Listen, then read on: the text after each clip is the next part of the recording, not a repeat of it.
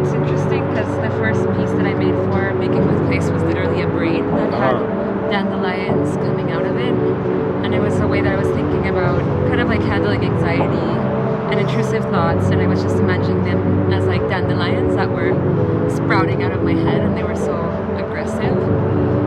And then I guess when I'm doing painting, I'm exploring all these colors and how to put it and everything.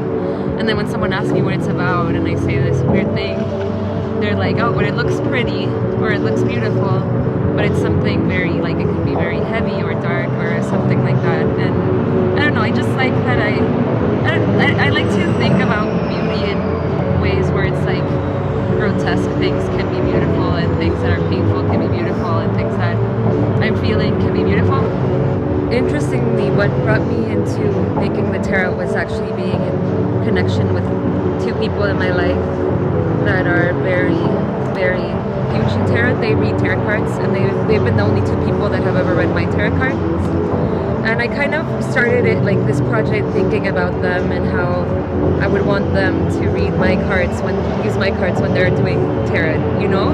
And how I don't know, they're two of my closest friends, so I wanted that a lot. And it made me read about tarot more and think about them, because I think of them as like the witchiest people I know.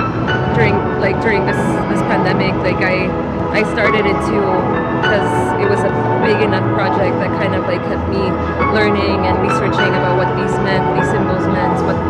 And the more I started making them and learning them, they started popping up in my life in other ways. The reason I chose these specific cards are because they're the ones that I like the most, actually, of the deck I've made.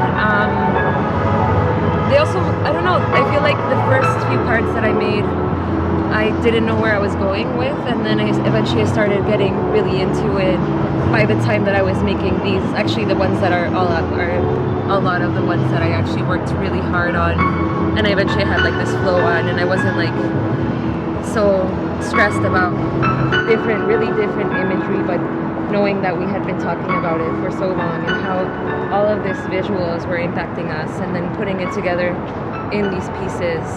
I don't know, I feel like it was in writing this, in like choosing this imagery too, you can speak about what these words mean to us and who is choosing words for us to describe us, and then like choosing research to not even challenge it, but just say that it doesn't have to be that, it shouldn't be that, you know, or you know, like shaping it according to what you want to be defined by rather than what other people define from you.